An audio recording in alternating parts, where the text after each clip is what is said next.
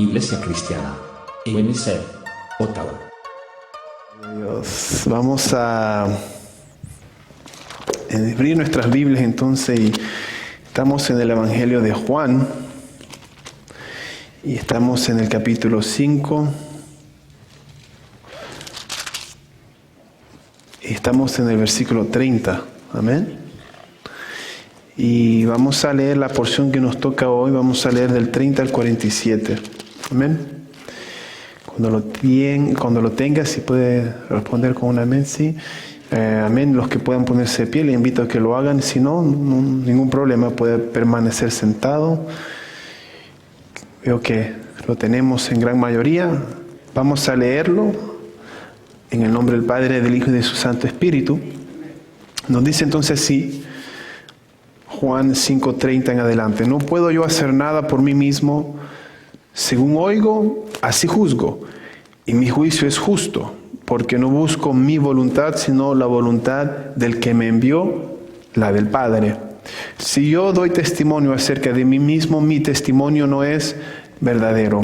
Otro es el que da testimonio acerca de mí, y sé que el testimonio que da de mí es verdadero. Vosotros enviasteis mensajeros a Juan, y él dio testimonio de la verdad.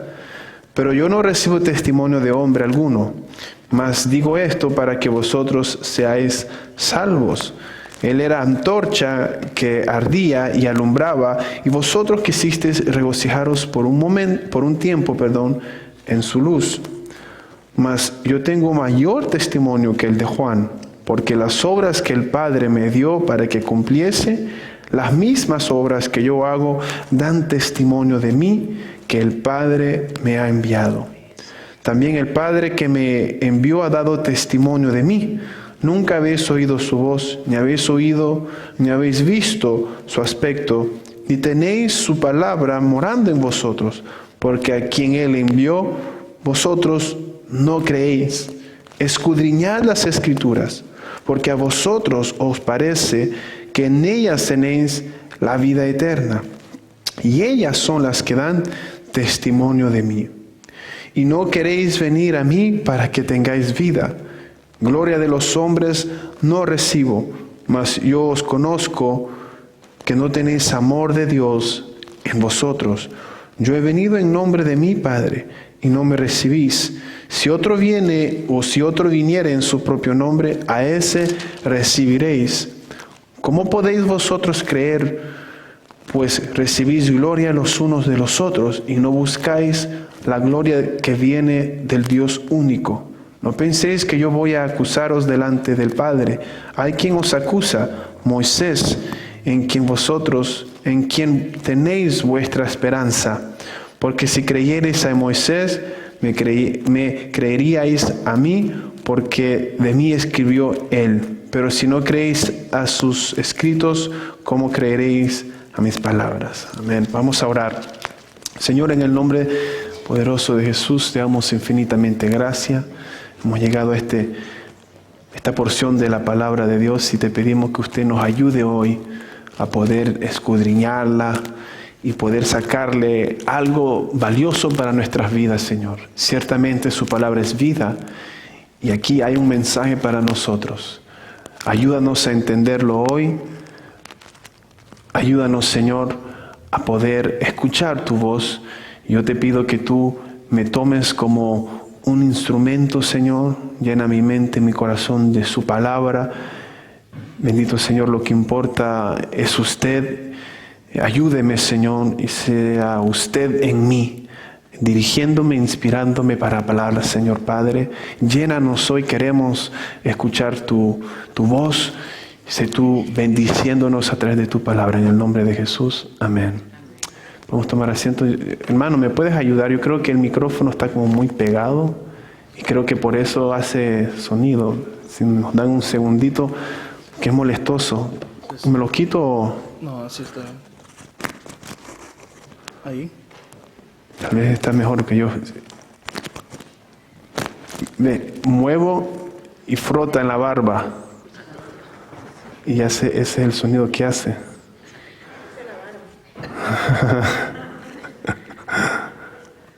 Bueno, Gloria a Dios. Ok. Realmente hay varias cosas interesantes aquí y vamos a tratar de sacarle de todo esto algo para nuestras vidas. Amén. Estamos todos en el contexto, si recordamos, de que había un paralítico que fue sanado por Jesucristo y Jesús le dijo, toma tu lecho, anda. Los fariseos le dijeron, le estoy resumiendo muy rápidamente, lo vieron y comienzan a hablar y se dan cuenta que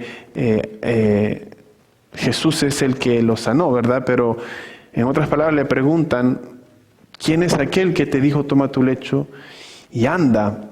Queriendo saber de la autoridad, con qué autoridad ese hombre había hablado. Y estamos en ese discurso aún de Jesucristo, hablando de su autoridad, de dónde viene Él y todo eso. Y aquí está abordando otro punto que es el subtítulo que le da la Reina Valera es Testigos de Cristo. Testigo en el sentido de testifican de quién es Jesucristo. ¿Me doy a entender? ¿Cómo sabemos que Cristo viene de dónde viene? Hay testigos que testifican, que dan testimonio de quién es Él. En ese contexto. Y lo primero que leemos es que Él sigue hablando y dice, no puedo yo hacer nada por mí mismo. ¿Verdad? Nuevamente, si se recuerda, habíamos hablado que lo que quiere decir Jesús es que Él y el Padre son uno, que los intereses de Él no son apartes de los intereses del Padre, que lo que Él hace no es independiente del Padre, no va en una dirección y el Padre va por otra, van en la misma dirección. Esa es la idea que quiere dar. Él no tiene sus propios intereses, sino que sus intereses son los intereses del Padre. Amén, porque es un Dios al cual adoramos. Y luego dice, según oigo, así juzgo. Mi juicio es justo, porque no busco mi voluntad, sino la voluntad del que me envió, la del Padre. Y comienza él a decir que su juicio es correcto, su juicio es justo. ¿Por qué? Da dos razones. Primero dice, según oigo, así juzgo. En otras palabras, no puedo hacer nada por mí mismo. Eso es lo primero que quiero denotar. En otras palabras, su juicio no inicia en él. Amén, no inicia con él mismo, sino dice, según oigo, así juzgo. Oigo quiere decir, en otras palabras, no literalmente que oye, sino que fue enviado. Él le dijeron y él está, haciendo las instrucciones que se les dio. Amén. Y lo que nos da a entender que lo que Él juzga es según lo que el Padre hace. Amén. ¿Por qué Él está diciendo que su juicio es correcto? Porque no inicia en Él, sino inicia una autoridad que es el Padre. Y eso es importante para nosotros, porque nadie puede cuestionar el juicio del Padre. Nadie podrá decir nada contra el juicio de Dios. Amén. Ahora, leí un comentario y me pareció tan excelente que se lo voy a leer y vamos a hablar un poco de eso. Porque aquí está hablando de juicio y nos está dando ciertos elementos para poder nosotros ser sabios. El juicio nunca puede comenzar en nosotros mismos. Cuando nosotros vamos a juzgar significa discernir, recuerde, decidir algo, o determinar algo acerca de algo, ¿me entiende? Nunca puede comenzar en nosotros mismos. Y vamos a leer el comentario porque lo encontré tan excelente y voy a hablar un poco de eso y creo que nos va a hablar a todos. Acerca de este versículo dice el comentario que en el pasaje anterior Jesús había reclamado el derecho de juzgar. Él habla eso en la última porción que leímos. Él habla de que Él juzga, que toda la autoridad se le fue dada para juzgar. Amén. Ahora, no era extraño que la gente se preguntara con qué derecho se ponía a juzgar a los demás. Su respuesta era que su juicio era verdadero y definitivo porque Él no tenía ningún deseo de hacer nada aparte de la voluntad de Dios. Su derecho se basaba en que su juicio era el juicio de Dios. Él no está preocupado de su voluntad, está preocupado por la voluntad de Dios. Ahora, aquí comienza lo interesante. Lo que dice este comentario es cierto. Dice, le es muy difícil a cualquier persona el juzgar a otra con justicia. Vamos a analizar un poco eso. Está diciendo aquí el comentario, es muy cierto, es muy difícil para el ser humano juzgar a otra persona con justicia perfecta. ¿Por qué? Dice, si nos examinamos honradamente, o sea, si somos sinceros, si nos examinamos honradamente a nosotros mismos, descubriremos muchos motivos que van a afectar nuestro juicio. Podría ser lo injusto, nuestro orgullo ofendido. Lo que está diciendo aquí es muy cierto, que cuando nosotros juzgamos o vamos a tomar cierta determinación o discernir a una persona o algo, nuestro juicio va a estar afectado casi el 100%. ¿Por qué? Porque tal vez fuimos ofendidos. Estamos ofendidos y nuestro juicio está influenciado por esa ofensa y por lo tanto no llega a ser justo. Nuestro orgullo ofendido, cuando nos exhortan, nos dicen algo que tal vez es cierto, pero nuestro orgullo lo golpea y comenzamos a juzgar y decir, ¿quién eres tú? En vez de discernir si lo que me dijeron es verdad, muchas veces el orgullo nuestro es golpeado y comenzamos a juzgar incorrectamente. Podría ser ciego por nuestros prejuicios. Cuando juzgamos, muchas veces tenemos prejuicios y juzgamos bajo esos prejuicios. Eso es una verdad que nos afecta a todo ser humano. Tenemos prejuicios, tenemos orgullo. Esas son dos cosas que afectan nuestro juicio. Prejuicios.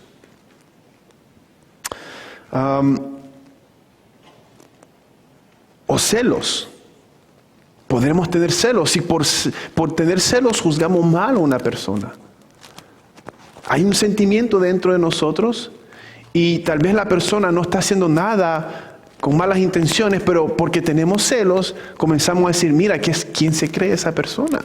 Mira, se cree buena, se cree esto, se cree el otro, pero el juicio está influenciado. ¿Por qué? Por los celos. Amén. Los celos. Dice también, podría ser lo arrogante.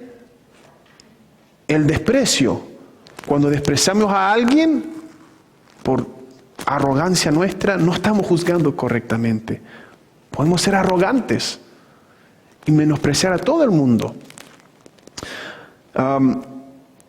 O inflexible, la intolerancia. A veces los fariseos tenían esa característica, ¿no? De que ellos establecían sus reglas y era inflexible. Y por eso su juicio era intolerante.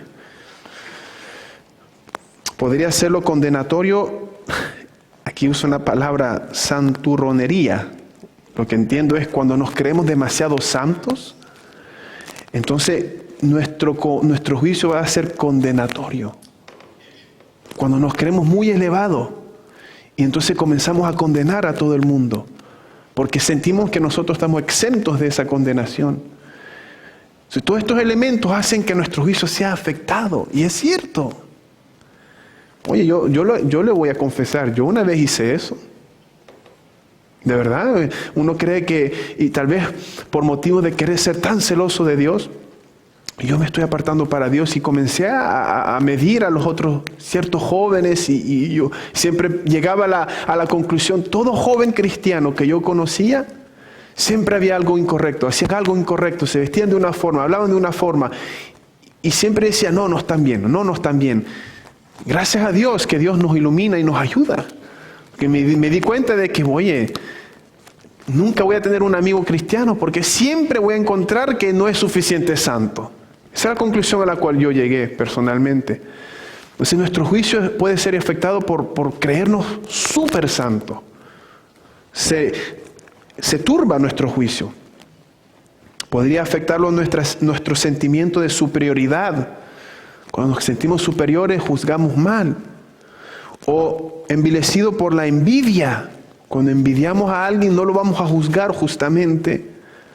O viciado por la falta de sensibilidad o por ignorancia deliberada. Por ignorancia a veces juzgamos mal, por falta de conocimiento. Porque leemos una palabra y la entendemos de una forma que tal vez es incorrecta y comenzamos a aplicarla de esa forma y comenzamos a juzgar a los otros de eso. Por falta de conocimiento, por ignorancia. Solo una persona cuyo corazón y cuyos motivos fueran absolutamente limpios podría juzgar a otra persona con justicia. Y no existe tal persona aparte de Jesús. Es interesante y muy cierto. Ahora, por eso es que el juicio de Dios es perfecto. Solo Dios es santo. Y por tanto, Él es el único que conoce los motivos por los que deben ser juzgados o juzgadas las personas. Solo Dios ama de una manera perfecta y pronuncia su juicio con la caridad que deben hacerse todos los juicios. Solo Dios tiene conocimiento perfecto y por tanto su juicio es perfecto, porque tiene en cuenta todas las circunstancias. Es verdad. Mire, lo que está diciendo aquí es que solo Dios tiene un nivel de santidad perfecta, suprema. Solo Dios tiene el perfecto amor. Entonces Él es el único que puede aplicar severidad con amor en el nivel perfecto. Solo Dios conoce todas las cosas. En otras palabras, solo Dios conoce los corazones y las circunstancias que rodean una situación. A veces nosotros juzgamos un acto, una persona, algo, pero no tenemos toda la información de lo que sucedió, cómo sucedió, qué involucró. No lo tenemos. Solo Dios. Dios conoce, Dios es santo y Dios conoce adentro lo que pasó en la mente, qué influenció, qué pasó, qué no pasó. Lo que nosotros no vemos, Él lo sabe, por lo tanto su juicio es perfecto. Ahora, su juicio es perfecto porque tiene en cuenta todas las circunstancias. El derecho de Jesús a juzgar está basado en el hecho de que Él está en la perfecta mente de Dios. Él no juzga con la inevitable mezcla de motivos humanos, sino con la perfecta santidad, el perfecto amor y la perfecta misericordia. Quiero decir con esto que a veces ¿verdad? Hemos hablado de cuando las personas dicen no me juzgues, solo Dios puede juzgarme. No se trata de eso aquí, quiero aclarar un poco. La Biblia dice que no juzguemos según las apariencias y que debemos de juzgar con justo juicio. Cuando una persona comete un pecado, que ahí los pecados son claros: mentir, robar, adulterio, fornicación, idolatría. Cuando una persona comete un acto de ese tipo y lo hace, estamos usando el juicio de Dios. ¿Me doy a entender? Porque Él lo está diciendo. Ya, no es mi juicio. ¿Me doy a entender? Entonces tenemos el derecho de ir a una persona y llamarle la atención con amor, con misericordia de Dios. Y esa persona debe de recibirlo con amor también. No puede decir, no me vengas a juzgar, solo Dios me puede juzgar. Bueno, pues el juicio que te estoy dando es el juicio de Dios. O sea, lo que te estoy diciendo viene de Dios y viene con amor también. Tiene que venir con amor. No sé si me voy a entender. En esas cosas, claro, en el pecado, la misma Biblia dice, no os engañéis, ni los fornicarios, ni los idólatras, ni esto, ni... Lo dice claramente, no heredarán el reino de los cielos. Por lo tanto, cuando nosotros decimos eso, cuando nosotros llamamos la atención en esos pecados que son muy claros, no es una cuestión de no me vengas a juzgar. Es una cuestión de decir, bueno, te vengo a decir lo que Dios dice para que tú reacciones.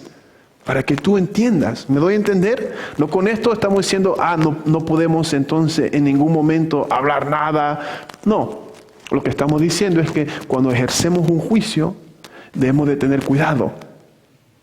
Y cuando no es cuestión de pecado como los 10 mandamientos que son claros, cuando son cuestiones de otras cosas, el perfecto ejemplo que teníamos en el tiempo de Jesús era el sábado, ¿se acuerdan? En el sábado era, no, guardarás el sábado. Era un concepto que el Señor dejó. Pero ellos comenzaron a juzgar según ellos mismos eso. No sé si me puedo explicar correctamente. Hay ciertas cosas donde uno no es como no matarás. Y cuando no es así, debemos de tener mucho cuidado. Los mismos, ¿cómo era el que enseñó a Pablo? Se me olvida su nombre otra vez. Gamaliel, creo que es Gamaliel que le dice a los mismos judíos, tengamos cuidado, no vaya a ser que lo que estos cristianos hacen sea de parte de Dios, ¿verdad? Al juicio de ellos estaban mal, pero este hombre con sabiduría comienza a decir, oye, tengamos cuidado, tal vez los estamos juzgando mal, tal vez la obra que ellos están haciendo, tal vez es de Dios, ¿me entiende? Porque estaban predicando. ¿Qué quiero decir con todo esto, verdad? Hay cosas que son bien claras en la Biblia, son bien claras. Hay otras cosas que no son así, no matarás. En esas cosas debemos de tener mucho cuidado. Yo recuerdo siempre eso y siempre dejo un lugar. Yo no conozco sus motivos. Dejo un lugar. Hay mucha evidencia, pero yo no soy perfecto. Tal vez me voy a equivocar. Esto aparenta ser así, por esto y esta razón, pero tal vez no conozco todo. ¿Me entiende? Y creo que eso es más sabio. Que cuando no es un matarás, no robarás, y son otras cosas, llegar tangentemente, porque podemos cometer un error. ¿Me entiende? Voy a promover otra vez esto, ¿verdad? Habíamos un viernes hablado del el mundo. Y vuelvo a decir que vamos a retomar ese estudio un viernes, porque esas son las áreas donde nosotros juzgamos tangentemente bajo el concepto de mundo. Y creo que hay mucha falta de conocimiento en cuanto a qué es mundo, qué consideramos nosotros como mundo y lo que la Biblia quería decir en cuanto a lo que es mundo. Y son áreas donde nosotros podemos caer en ese juicio por falta tal vez de conocimiento. Y vamos a hacerlo porque es importante y así vamos a evitarnos problemas dentro de la misma iglesia. Y no ser el tropiezo para nuevas personas que están entrando. Así que lo que quiero resaltar de esto es que Jesús vino y Él era el hombre perfecto.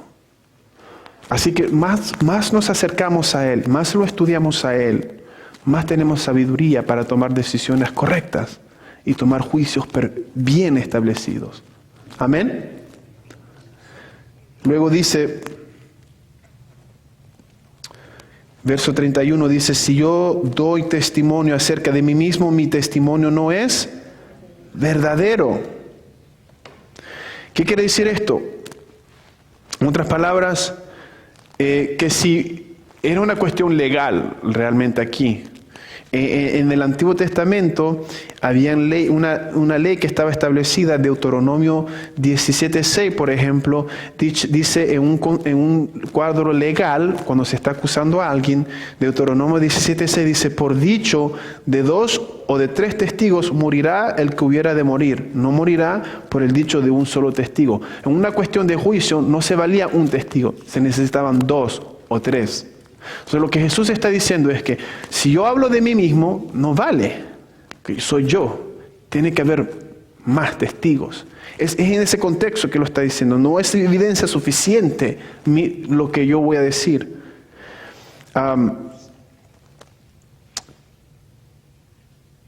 Es exactamente lo que voy a decir, es lo que estaba diciendo. También lo vemos en Deuteronomio 19:15. Dice, no se tomará en cuenta a un solo testigo contra ninguno en cualquier delito, ni en cualquier pecado, en relación con cualquier ofensa cometida. Solo por el testimonio de 2 o 3 testigos se mantendrá la acusación. Amén. Es lógico, ¿verdad? Tiene que haber más de una persona, tiene que haber dos. Y eso es lo que está hablando Jesús aquí. Él dice, si yo soy el que hablo de mí mismo, obviamente no es válido. Tiene que haber más. Por eso es el tema de testigos de Cristo.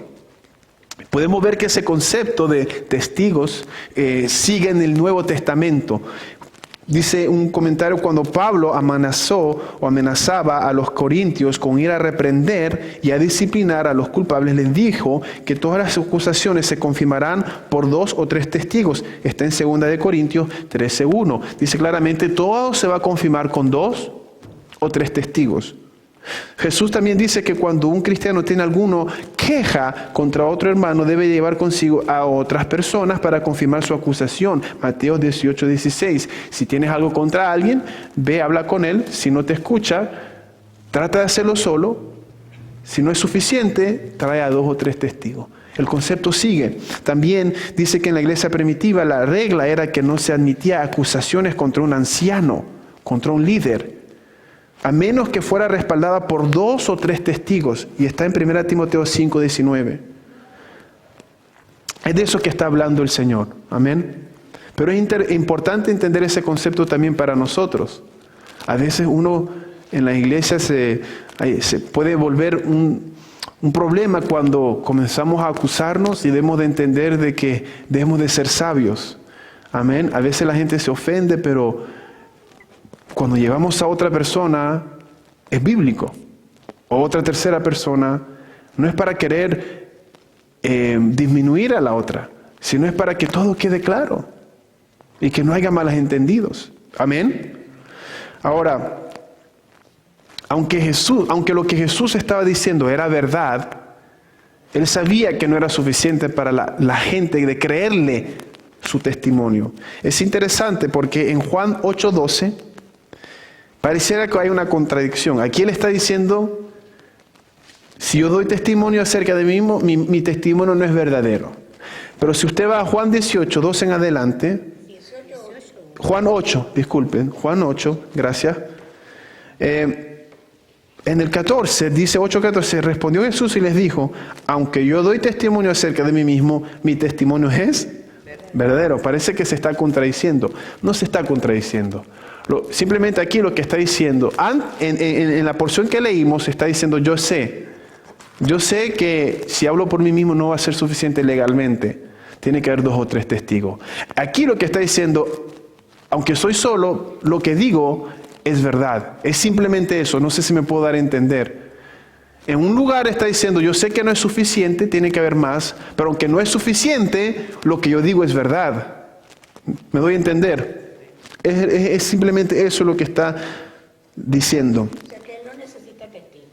Sí, porque él se conforma a la ley, él vino a cumplir la ley y la ley necesitaba más de un testigo. Entonces él sabía que si él iba a ser solo él el testigo, no estaba cumpliendo la ley de Dios y que humanamente hablando no le iban a creer. Entonces él tuvo que cumplir la ley de Dios y por eso él comienza a hablar de los otros testigos que vamos a hablar luego.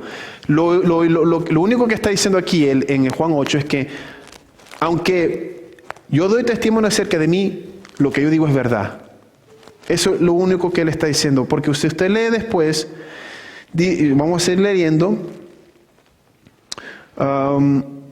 verso 17. Y en vuestra ley está escrito que el testimonio de 2 hombres es verdadero. Yo soy el que doy testimonio de mí y el Padre. Entonces ahí le está reiterando la ley de Dios. Amén. Así que simplemente él está hablando diciendo, yo sé, pero les voy a dar más pruebas, que no solo está mi testimonio.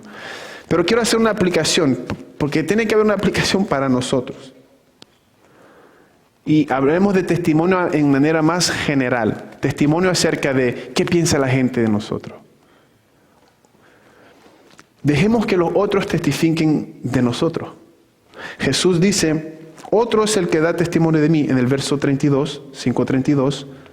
Otro es el que da testimonio acerca de mí y sé que el testimonio que da de mí es verdadero.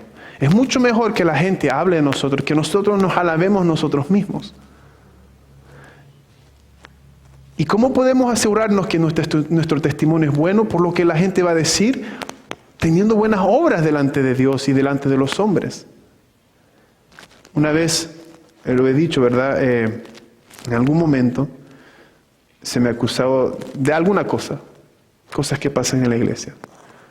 Y yo era algo.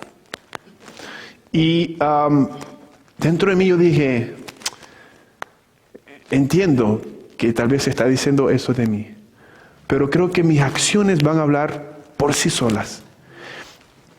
A pasar del tiempo, y tal vez no es un día, no son un mes, 2 meses, tal vez puede pasar 1 año, 2 años, 3 años. Y recuerdo que personas que tal vez escucharon eso acerca de mí, de repente me llamaron y me dijeron, perdóname, tú tenías razón. Sin que yo tuviese que hablar a esa persona, sin que yo tuviese que tener una conversación para convencerla. Ella vio con sus ojos los hechos de X persona que habló y tal vez vio mis hechos y pudo tener su propia conclusión. Entonces, nuestros hechos hablan, nuestro testimonio es importante. Y nuestro testimonio va a hacer que otras personas hablen de nosotros, o bien o mal. Asegurémonos que es para bien. Si seguimos, en el verso 33, dice, vosotros enviasteis mensajeros a Juan, y él dio testimonio de la verdad. Y comienza a decir, aquí hay, no solo yo voy a dar testimonio, otro ya dio testimonio de mí, era Juan. Hay otro testigo. Vosotros enviaste mensaje a Juan y él dio testimonio de la verdad. ¿Qué dijo Juan, si se recuerdan, cuando vio a Jesús? He aquí el Cordero de Dios que quita el pecado del mundo. Estaba declarando Juan que ese era el Mesías. Y él dice, el testimonio de Juan el Bautista es, Dios me dijo que aquel que él iba a enviar, yo iba a ver descender el Espíritu Santo. Y yo vi al Espíritu Santo descender. Él estaba testificando de que Jesús era el Mesías. Juan era un hombre de Dios, ¿o no? Él pudo ver que Jesús era el Mesías. Vuelvo y repito, dejemos que los otros den testimonio de nosotros. Cuando nosotros damos buen testimonio, la gente de Dios va a ver en nosotros la obra de Jesucristo. No va a haber perfección. No la va a haber. Perfección no la va a haber. Pero va a ver a Jesucristo obrando. Tiene que la gente ver. Una persona que Juan era de Dios y pudo ver que Jesús era de Dios. Lo que quiero decir es que preocupémonos cuando gente de Dios dice cosas que no son correctas de nosotros. Hablo de gente de Dios. Amén. No estoy hablando de yo hablo de gente de Dios. Gente, ¿qué quiero decir con gente de Dios? Mire, Jesús era Dios hecho hombre y tenía discípulos. Él dio testimonio de sus discípulos. ¿Eran perfectos? No eran perfectos. Pero él daba testimonio porque él conocía que Dios estaba obrando en estos discípulos. A pesar de sus debilidades e imperfecciones, él los escogió. Y se podía ver la obra, podemos ver la obra en cada uno de ellos. A medida que iban caminando con Jesús, a medida que aún cuando Jesús se fue y el Espíritu vino, podemos ver a un Pedro transformado. Lo que quiero decir con esto es que una persona que está cerca del Señor y quiere, va a poder ver, a pesar de tus debilidades, va a poder ver que Dios está haciendo una obra en ti. Va a poder ver eso. También va a poder ver una hipocresía. Amén. Pero alguien que quiere a Dios y quiere el bien y tiene la voluntad del Padre en el corazón y quiere la voluntad de Dios, va a poder ver, oye, espérate, tal vez tiene debilidades, tal vez tiene esto que es muy feo, pero estoy viendo que Dios está obrando. No sé si me puede explicar. Aquí Juan ve a otro hombre de Dios, un mayor, y dice, imagínense que el mismo Jesús da testimonio de Juan, que dice que profeta como él no había antes. ¿Sabe lo que pasó después con Juan? El mismo Juan parece que tuvo una pequeña momento de incredulidad o que manda a preguntar otra vez, oye, ¿eres tú o estamos esperando a otro? O alguien lo puede ser incrédulo. ¿Me entiende? Pero Jesús dio testimonio de ese hombre, a pesar que en un momento tuvo su debilidad. O sea, que Dios nos dé, que podamos ser hombres y mujeres de Dios, que podamos ver, no con el juicio de fariseos, sino con el juicio de Cristo a las otras personas, a nuestra iglesia. Porque Dios así se va a glorificar más. La iglesia de Jesucristo se va a edificar más. Amén. Mire lo que dice en el verso 34. Dice, pero yo no recibo testimonio de hombre alguno, mas digo esto para que vosotros seáis salvos. Él era antorcha que ardía y alumbraba, y vosotros quisisteis regocijaros un tiempo en su luz. Ahora, lo que está diciendo aquí es, Él ya dio testimonio de mí, pero yo voy a darle un testimonio mayor, porque Él es un hombre faíble. No me voy a limitar a un testimonio de un hombre faíble, y va a hablar del Padre y de sus obras, ¿verdad? Pero dice que Juan era una antorcha que ardía. La Biblia dice que usted y yo somos luz, y está definiendo a Juan como una antorcha que arde. La palabra de Dios dice que es luz a nuestro camino, ¿verdad? Luz. ¿Y qué hizo? ¿Qué hizo que Juan fuera una antorcha? Alumbró a la gente. ¿Hacia dónde? Hacia Cristo. Nuestras acciones tienen que brillar. Nosotros tenemos que brillar de tal forma que guiemos a la gente a Jesús. Nuestro testimonio tiene que alumbrar para que la gente vea el camino hacia Jesús, hacia el arrepentimiento. Él era una antorcha que apuntaba, que guiaba, su luz guiaba hacia la vida eterna. Nuestro testimonio, su testimonio, vuelvo y repito, no es perfecto, pero tiene que apuntar hacia Jesucristo. Amén. Tiene que apuntar hacia una vida arrepentida, una vida nueva, con imperfecciones, pero una vida que va caminando hacia Jesucristo, que la gente pueda ver eso.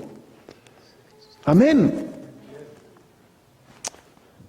Guiaba a Cristo, que nuestro testimonio, su testimonio, mi testimonio, guíe a Jesucristo, que la gente pueda ver y no los guíe al vicio, no los guíe a la falsedad, no los guía al pecado, los guía a Jesucristo. Por eso es imposible decir soy cristiano y que mi vida muestre no a Cristo. Imposible. De una u otra forma. No, vuelvo y repito, no es una vida perfecta, pero es una vida que va apuntando hacia el Señor.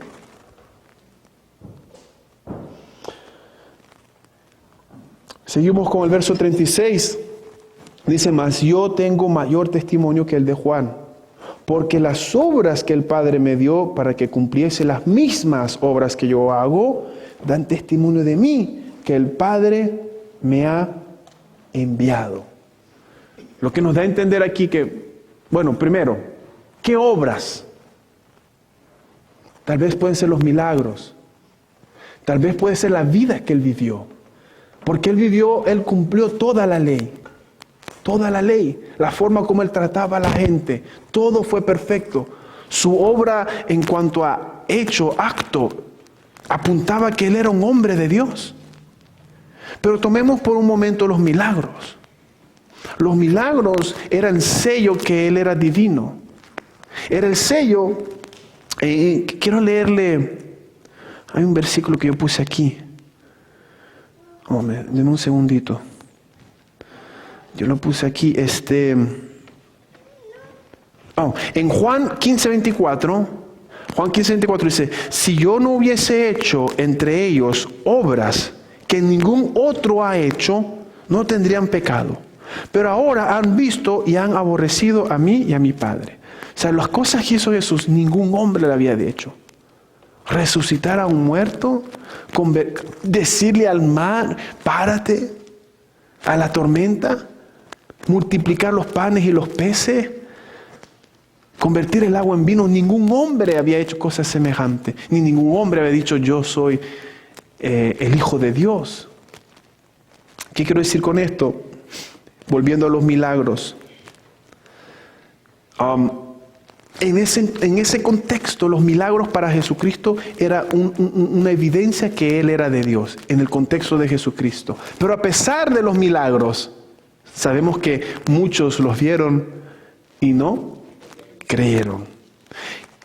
También, ¿será que después de Jesús, un milagro como tal, solo un milagro, es una evidencia de que alguien es de Dios, sin tener obras como carácter, fruto del Espíritu? No sé si me podrá entender. Porque una persona haga un milagro no indica que por el milagro es de Dios. Ese milagro tiene que ir acompañado con una vida como Jesús. La Biblia dice claramente que no todo el que dice Señor, Señor, entrará al reino de los cielos. Dice claramente que algunos dirán en su nombre, en tu nombre profetizamos, en tu nombre echamos fuera demonios, en tu nombre hicimos muchos milagros. Lo que indica muy claramente que por el hecho de que alguien haga un milagro, no es inmediato que es de Dios. Ahí está claro, dice, muchos dirán, hicimos en el nombre de Jesús, muchos ¿qué? Milagros. Y miren lo que le dice, ustedes conocen esto, apartaos de mí, hacedores de maldad, nunca os conocí. ¿Por qué? Porque no tenían el carácter que iba con el carácter de Cristo. Podían hacer milagros, pero tenían orgullo. No, el carácter no iba. La palabra que ellos predicaban no iba con el Evangelio. Jesús, sí, sus milagros eran un sello que era divino, pero iba acompañado con una vida, con obras, misericordia, humildad. Amén. Quiere hacer esa aclaración, ¿verdad? Hay mucha gente que cree que desde que ven un milagro, ellos ya asumen que es de Dios y no son capaces de ver que, espérate, pero esta persona es fruto del Espíritu.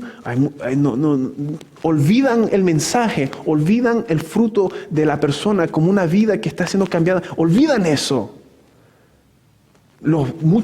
Tristemente, muchos predicadores de hoy se consideran hombres de Dios por sus milagros. Pero si tú los ves predicar y la forma como tratan a las personas, orgullo. Se creen arriba de todo el mundo. ¿Me entiende?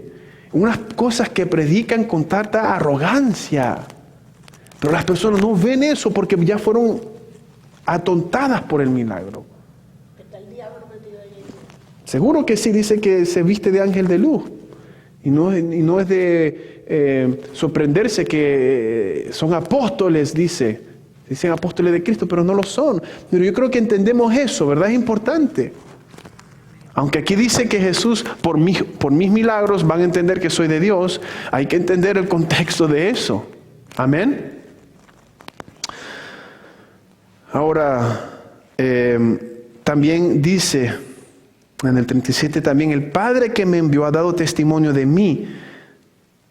El Padre da testimonio de Él. Nunca habéis oído su voz, ni habéis visto su aspecto, ni tenéis su palabra morando en vosotros, porque a quien Él envió vosotros no creéis.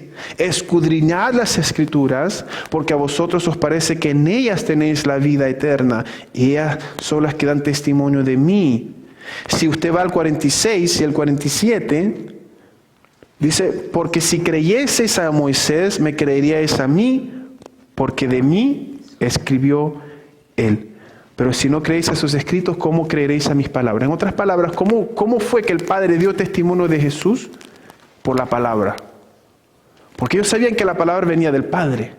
Y en la palabra Él dice claramente, ellas dan testimonio de mí. Lo que Moisés escribió, Él estaba hablando de mí. El Padre está dando testimonio de Jesús porque el Padre describió a través de los profetas, describía quién iba a venir. Ahora, Perdón, nosotros no podemos dar testimonio de Dios si no leemos la Biblia. así es. Algo interesante también que dice aquí, en el verso 38, ni tenéis su palabra morando en vosotros, porque a quien Él envió vosotros no creéis. Aquí nuevamente leí un comentario y se lo quiero leer porque es increíble e interesante. Le está hablando a judíos que conocen la palabra.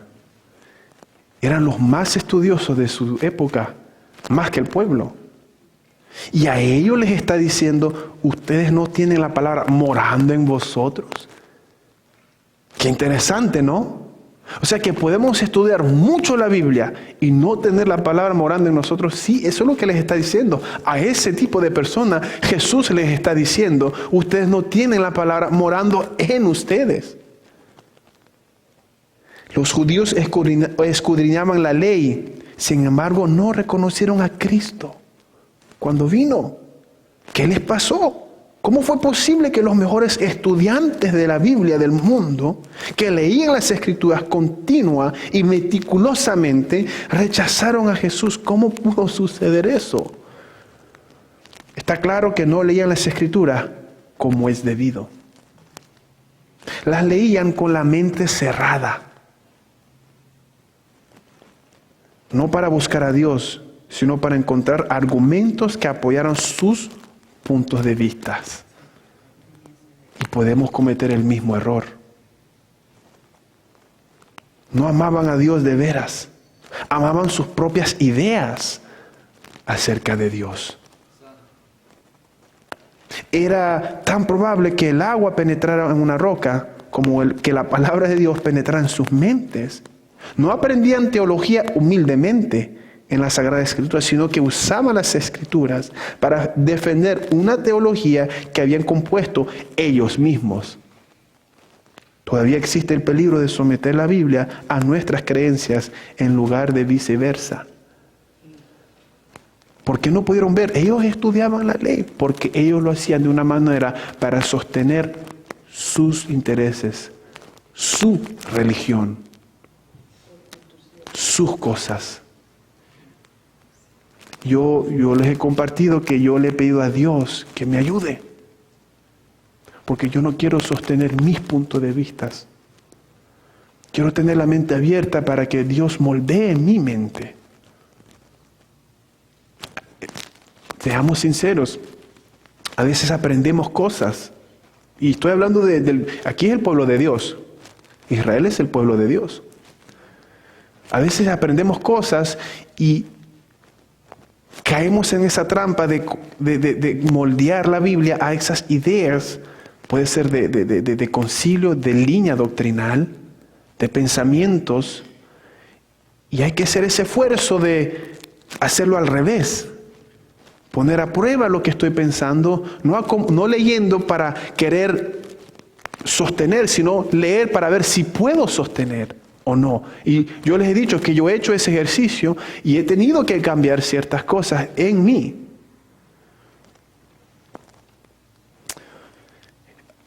La Biblia es perfecta. Nos está hablando a usted y a mí. Eran fariseos, gente conocedora de la Biblia. Dice, otro en el comentario dice, cometían una equivocación todavía más grave.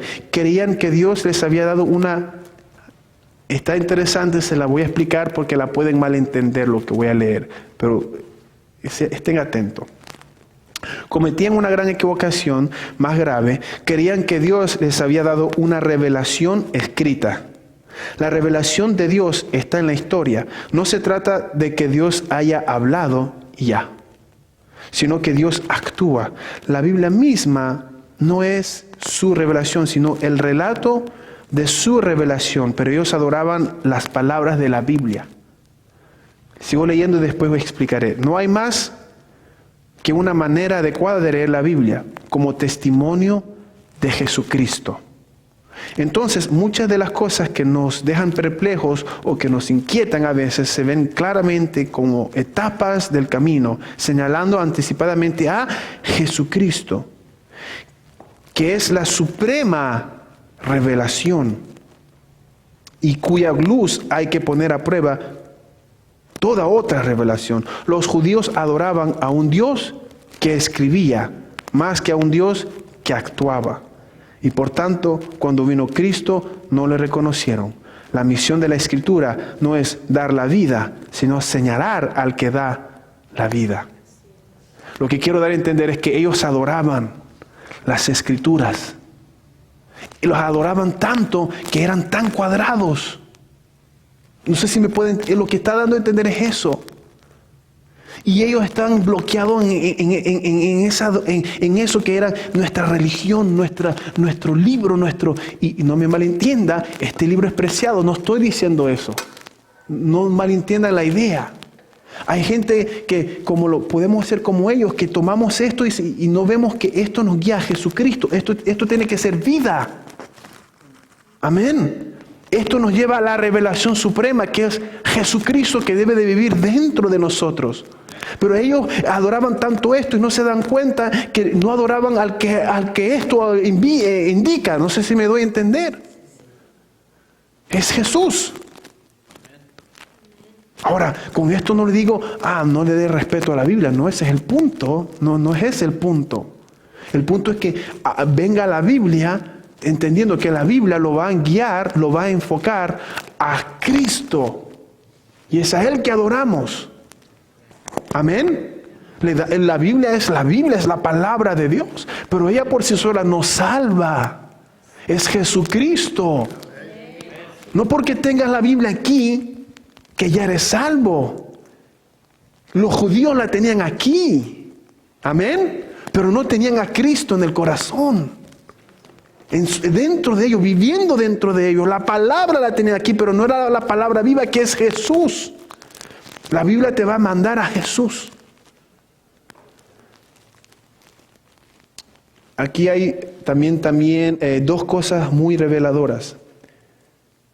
Dice que en el versículo 34, si lo volvemos a leer, dice que Cristo dice, yo no recibo testimonio de hombres, sino que les digo esto para que vosotros seáis salvos. O sea, la voluntad de Jesús era que ellos sean salvos, los fariseos, aquellos que le acusaban. Jesús, en el versículo 34, Jesús había dicho que el propósito de sus palabras era que ellos se salvaran. Aquí dice, no busco la gloria que me pueden dar los hombres. Es decir, no estoy discutiendo porque quiero que se me dé la razón. No estoy hablando así porque quiero apubullaros, esa palabra no la conozco, o apuntaros, o me imagino, y ganar vuestro aplauso, sino porque os amo y quiero salvar. Aquí hay algo tremendo. Cuando se arma una controversia, ¿cuál es nuestra actitud fundamental? ¿Nos damos por ofendidos? ¿Nos picamos? ¿Nos sentimos heridos? ¿Queremos hacerle tragar a los demás nuestras opiniones porque los tenemos por tontos?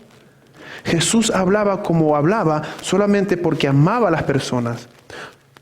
Su tono podía ser serio, pero en esa seriedad dominaba el acento del amor. Ahora, él está agregando un poco, está dramatizando cosas que tal vez la Biblia no dice, pero en esencia lo que quiere decir es que cuando Jesús hablaba, su motivación era la salvación. Él no buscaba gloria. Él no quería que lo aplaudieran. No, él amaba. ¿Se acuerdan que el joven rico dice que lo vio y lo amó? De tal manera amó Dios al mundo. Cuando Él está en la cruz y ve a esas personas queriendo crucificar o crucificando, le dice, Señor, ten misericordia. No saben lo que hacen. Entonces su motivo era siempre basado en la salvación, por amor, querer salvarlos. Lo que quiere decir es que cuando nosotros a veces tenemos una discusión fuerte, ¿cuál es nuestro motivo? El bien de la otra persona, guiar a la otra persona a Cristo, o por orgullo ganar mi punto, ponerle por fuerza lo que yo creo, o es basado en el amor. Jesucristo era sabio. En la palabra dice que evitemos discusiones de genealogía y de cosas que no edifican. A veces, ¿por qué no edifica? Porque a ver quién gana más. No es cuestión de quién gana más. No, exactamente. ¿Cuál es la motivación? Dice la palabra de Dios que el obrero tiene que ser apto para enseñar en toda buena mansedumbre. Eso significa que no es motivado por el orgullo de elevar su intelecto o decir soy el teólogo, sino alguien que quiere llevar mansamente a una persona al Señor, motivado por el Señor Jesucristo. Es diferente. Amén. Interesante, ¿verdad? Mírelo también lo que dice, ¿a dónde es que está aquí? Verso 38. Ni tenéis su palabra morando en vosotros, porque, no es ahí, perdón. No tenéis amor de Dios en vosotros. ¿Dónde está? Verso 42. Mas yo conozco que no tenéis amor de Dios en vosotros. Nuevamente, podemos tener la palabra acumulada aquí y no tener el amor de Dios en nosotros. Les está diciendo a los judíos, yo conozco que no tenéis amor de Dios en vosotros. Recordemos lo que hemos hablado en el discipulado. Yo quiero avanzar ya bastante, que son las 5:40, no me quiero demorar mucho. En el discipulado hemos hablado del amor. Ahí hemos llegado a un punto donde la Biblia nos habla claramente acerca del amor. No podemos decir amar a Dios y no amar a mi hermano. Y unos versículos que fueron muy contundentes, confrontadores, es que dice, el que odia a su hermano está en la oscuridad, vive en ella, no sabe dónde va y no ve nada. Lo estoy parafraseando. ¡Qué tremendo! Y aquí le está diciendo, ustedes no aman a Dios. Yo sé que ustedes no aman a Dios. Pero en su mente, por amor a Dios, hacían todo lo que hacían. Por amor a Dios eran tan en la palabra. Pero ese amor no se manifestaba con su prójimo. El amor a Dios siempre se va a manifestar con tu prójimo. No puedes decir que amas a Dios y es un amor tuyo y los otros no importan. Imposible. Por eso, una persona que está en el Señor va a querer congregarse. A pesar de que haya gente hipócrita, a pesar de que haya problemas en la iglesia, va a querer congregarse. Porque va a tener amor de Dios. Y va a querer expresar ese amor. Expresarle amor a Dios, pero no lo veo. No sé, no puedo dar a entender. Pero a mi hermano, eso es lo que la Biblia dice, a mi hermano que sí veo, es ahí que le voy a poder expresar amor, porque lo estoy viendo. Una persona que estos judíos, era su ego más que el amor. Era amor a ellos mismos. Pero cuando tienes amor de Dios, tienes amor por tus hermanos. Tienes amor para verlos crecer. Tienes amor para ver la obra de Dios. Ir hacia adelante, a pesar de. Así como Cristo nos ve y a pesar de las personas que somos hoy, con muchas cosas muy feas, dile con nosotros. ¿O no es así? Y por ese amor, oye, yo soy malo. Yo tengo cosas muy feas. Y aún así Dios está trabajando conmigo. Y Dios está trabajando contigo. Y cuando nos juntamos, somos todos obras en proceso. Obras en proceso. Pero a veces tal vez nos frustramos porque, voy a decirlo de esa forma, mira, esa obra en él no ha terminado. O esa área en él, aún Dios no la ha terminado. No sé si me puedo dar a entender. Y nosotros tampoco, ¿no? Hay áreas que Dios no ha terminado en usted y en mí. Entonces, entendiendo eso, Dios dice que una de las maneras que sabrán que somos sus discípulos, que tenemos amor unos por otros. ¿Qué tenemos en el corazón? Espero que Dios pueda seguir haciendo esa obra de transformar nuestro corazón. Porque hablamos el viernes, muchas veces es verdad, el amor perfecto no lo tenemos. Necesitamos de Él para que Él lo vaya alimentando, para que Él lo vaya transformando. Bien, quiero terminar con este punto y ya terminamos. En el verso 43 y 44. Yo he venido en nombre de mi Padre y no me recibís. Si otro viene en su propio nombre, a ese recibiréis. ¿Cómo podéis vosotros creer? Pues recibís gloria los unos de los otros y no la buscáis y no buscáis la gloria que viene de Dios. Comentar estos dos versículos rápidamente. Jesús dice que el que viene en su propio nombre, a ese sí le recibís. Y van a venir sucesores de él, impostores. Y esta pregunta es interesante. ¿Por qué sigue la gente a los impostores? Porque los siguen. Dice aquí, porque son personas cuyos programas están de acuerdo con los deseos de los demás. Los mesías impostores venían prometiendo imperios, victoria, prosperidad material. Jesús vino prometiendo una cruz. La característica del impostor es que ofrece el camino fácil. Jesús ofrece a la humanidad un camino duro para ir a Dios. Los impostores perecieron, pero Cristo vive. ¡Wow! ¡Qué interesante! ¿Qué ofrece Jesús? Por eso ¿usted cree? ¿Por qué creen ustedes que cuando dijimos atrás que ellos no lo recibieron? Porque ellos amoldeaban las Escrituras a sus deseos. Ellos querían un Mesías con poder y con gloria, dinero. Y como no era ese el Mesías que se fue revelado en las Escrituras, no lo vieron ni lo recibieron. Porque ellos amoldearon el Mesías de las Escrituras al Mesías que ellos querían. Y como era el Mesías que ellos no querían, no lo recibieron. ¿Cómo vino el Mesías? Carpintero, hijo de María, sencilla, de José, otro carpintero, sin ningún poder religioso, con pescadores como seguidores, nada atractivo. Hay una canción que escuché y decía, si yo hubiese estado en los pies de Cristo, mi padre hubiese sido un alto ejecutivo, mi madre hubiese sido tal cosa, yo tuviese una oficina, tuviese un Mercedes-Benz, pero no es eso lo que se predica hoy. Y ese es el Jesús que presentan hoy, no el Jesús de la Biblia. ¿Y por qué siguen muchos a ese Jesús, a esos impostores? Porque les predican lo que ellos quieren.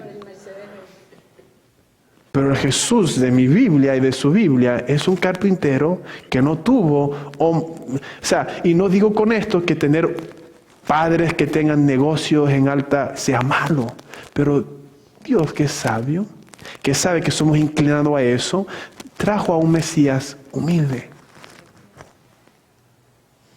Para que nuestro corazón no se vaya a la vanidad.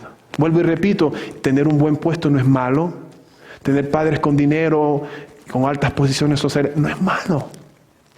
Pero mantener la humildad es lo importante. Dios sabía por qué Jesús tuvo que ser un carpintero. ¿Cómo podéis vosotros querer? Pues recibís gloria los unos de los otros y no buscáis la gloria que viene del Dios. Imagínense, su corazón estaba lleno, se inflaba porque recibían gloria el uno del otro.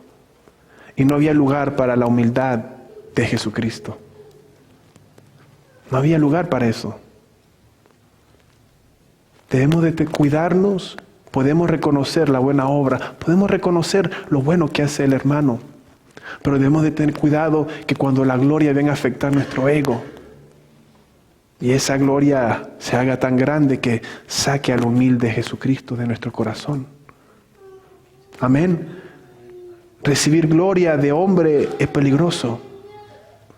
Con eso no digo que podemos reconocer una buena obra, un gran hombre de Dios, darle respeto, honrarlo, está bien, haciéndolo con un buen corazón. Y que esa persona guarde su corazón también entendiendo que toda gloria es para el Creador, el Señor. Quiero terminar con esto, que nosotros, la gloria que buscamos es la gloria de Dios. La gloria que Dios nos da. ¿Cuál es la gloria que Dios nos da? Es que nosotros siendo nada nos dio la potestad de ser hechos hijos de Dios. Esa es la gloria que usted y yo recibimos de Dios. La gente podrá decirnos gran ungido, gran esto, gran lo otro, pero si eso no vale nada, si Dios no me da a mí la gloria de ser hecho su hijo. Es mejor la gloria de Dios que la gloria de los hombres. Es mejor. Así que concluyo diciendo que podemos extraer de todo esto que hemos hablado. Brillemos para que nuestra luz guíe a Jesucristo. Busquemos el honor que viene de arriba, del Señor. Juzguemos justamente. Juzguemos justamente. Tengamos cuidado. Con esto no digo quitémonos la inteligencia y ya no podemos razonar, ya no podemos discernir. No es eso lo que estoy diciendo. Hagámoslos con temor y pidiéndole a Dios mucha sabiduría. Y tengamos el amor de Dios en nosotros, no solo la palabra en nuestra mente. Amén. ¿Qué les parece si oramos? Y después de la oración